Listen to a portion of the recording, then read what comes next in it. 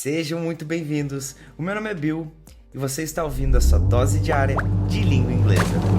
Aqui a gente começa toda uma nova temporada do nosso podcast. E a proposta aqui é um pouco diferente. A gente vai estar sempre observando alguma novidade do blog, alguma publicação diferente e vai estar discutindo sobre isso. Então, caso esse formato seja um pouco mais interessante do que o formato onde a gente revisava notícias, bora seguir dessa forma e ver o que dá mais aderência aí ao público. O post do blog que a gente vai estar reagindo é sobre o alfabeto. Qual é o melhor lugar para começar, né? Qualquer aula de inglês, enfim, o começo, né? Página 1, linha 1, primeiro exercício, alfabeto. É extremamente importante que os alunos que estão iniciando sua jornada em inglês entendam a importância do alfabeto. E eu queria até trazer uma história aqui.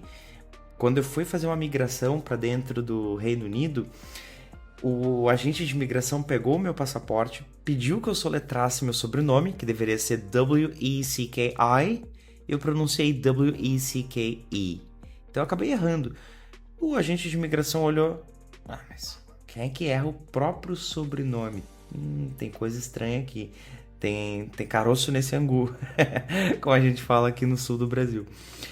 Então, o que ele fez? Ele pediu para trocar o agente de imigração. Então, veio outro agente de outra patente já superior. E ali o nível da conversa foi muito mais séria. E então, olha como um errinho em soletração pode causar uma grande dor de cabeça, né? Por isso, o alfabeto ele é tão importante para os alunos que estão buscando aí aprender inglês e se desenvolver dentro do inglês. E vamos lá, o que é o alfabeto em inglês, né? Nada mais é do que 26 letras, então é muito parecido com o alfabeto em português, e aqui a gente já se destaca, imagina um chinês que tem que aprender inglês. Então é todo um alfabeto diferente, com símbolos diferentes. A gente que vive no Brasil, já tem o alfabeto brasileiro, é muito parecido, o abecedário. Mas pensa assim, se a gente tem que aprender ali 26 letras de um alfabeto, vamos dividir em grupos menores. E se eu fosse começar, eu começaria pelas vogais. Porque é um grupo com apenas 5 letras. E na verdade, a gente passa a vida inteira aprendendo que as vogais do alfabeto é A, E, I, O, U. E o papel de todo professor de inglês é ensinar os alunos que agora o que era A, E, I, O, U, na verdade vai se tornar A, E, I, O, U. Mais uma vez, A, E, I, O, U. A, E, I, O, U. A, E, I, O, U. How are you? A, E, A. Mas vamos lá. Além da importância das vogais, para pegar ali de início, como é que a gente... Aqui vai uma dica de como é que a gente pode memorizar esses sons. Então, o primeiro deles, A, que é a primeira letra do alfabeto. Inclusive, quando a gente fala em ABC em inglês, a gente fala ABC. Vocês lembram da música? Aquela musicazinha infantil que dá até vontade de dormir? A, B, C, D, E, F, G, H, I, J, K. É essa aí mesmo. Então, lembra que ela começa com A, B, C, D... A é a primeira letra do alfabeto e a primeira vogal que se estuda.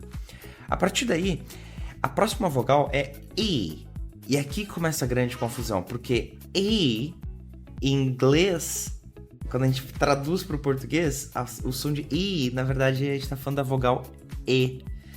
Olha, por exemplo, a palavra event. Quando a gente fala ela em inglês, a primeira letra é I, event, mas em português é E, de evento. Então, essa mistura de sons que antes a gente falava A e agora a gente fala I, isso aí dificulta muito para a compreensão aí de um brasileiro. Mas é só um pequeno detalhe e depois a gente vai se acostumando. E depois que a gente entende que a letra E tem o som de I, fica muito mais fácil pegar uma série de consoantes, como por exemplo, B que vira B, C que vira C, D que vira D, próprio E, a vogal que vira I, e por aí vai, galera. É uma série de letras, T vira T, V vira V. Então, olha como vai facilitando se a gente começa pelas vogais. A próxima vogal é I. A forma mais fácil de tentar lembrar de I é porque é um sujeito do inglês. Para se falar eu, a gente fala I, é a letra I. Também é utilizado para falar iPhone, iPad, iPod. Então todas as expressões aí utilizam a letra I e a gente pode lembrar que o som dela é I. O papel de todo professor de inglês, depois que o aluno passou a vida inteira aprendendo a falar A, E, I, O, U, agora o papel do professor de inglês é ensinar A, E, I, O, U. Então aquele símbolo que a gente aprende por anos na escola, que tem o símbolo o som de I, agora a gente tem que memorizar que tem o som de I. Beleza, vamos para a próxima vogal, que senão vai demorar uma temporada inteira só no primeiro episódio. Então a gente teve A, E, I, O. O. Não é difícil lembrar. No português a gente fala O, ou O. No inglês a gente fala O. Uma boa forma de lembrar do som é a própria letra, que ela é circular. Então não é só O. No inglês é O. Parece que tá dando a volta na letra mesmo. O. E a última vogal que a gente tem é a letra U, que em inglês se pronuncia you. Muito parecido com a pronúncia do sujeito você. Y-O-U, né, que se fala you. E é fácil de lembrar também porque tem uma série de palavras que começa com U. Por exemplo, universe, para dizer universo. Ou university, para dizer universidade. É claro que tem algumas palavras no inglês que começam com U e vai ter um som um pouco diferente, como por exemplo, underline, understand. Então, não se atente muito ao som dentro das palavras, mas por enquanto vamos pegar o som isolado dessas letras. You. Beleza, deixa eu voltar aqui para o artigo do blog e vamos ver o que mais que diz aqui. Outro ponto super importante quando a gente está estudando o alfabeto, vai além das letras, mas também para agilizar um pouco esse processo de encher a cabeça do aluno com vocabulários, que nem que ele não vá memorizar, mas que ele possa pincelar esse conteúdo, porque ele vai voltar a ver isso no futuro, são alguns símbolos que a gente encontra no próprio teclado do computador, como por exemplo, ponto e vírgula,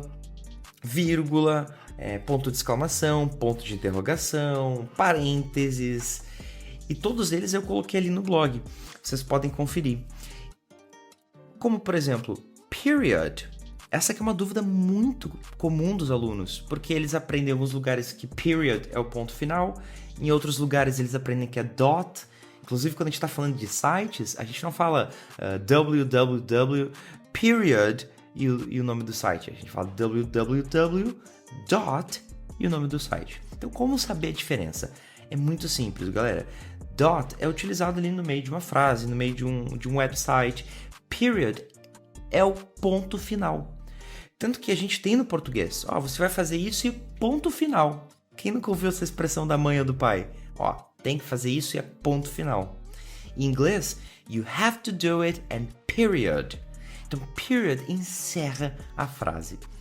Para acompanhar os outros símbolos que tem além do alfabeto, eu sugiro que vocês acessem também então o artigo do blog.